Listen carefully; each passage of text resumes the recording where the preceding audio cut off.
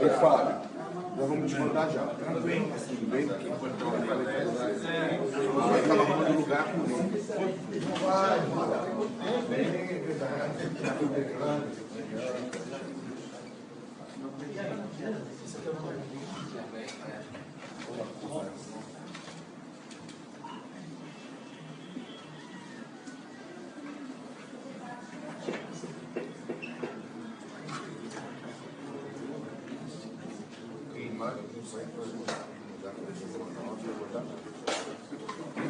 Pode ir, viu, meu querido?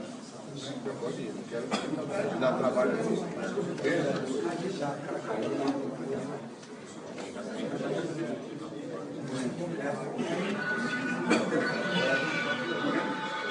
Ó, tem um salto,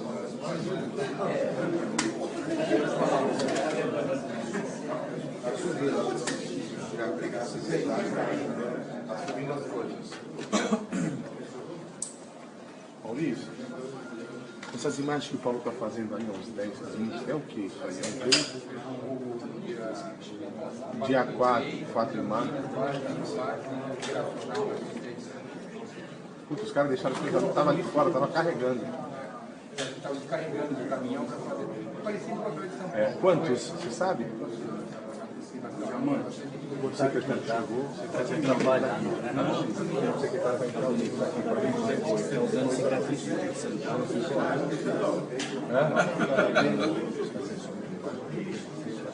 Tá bom?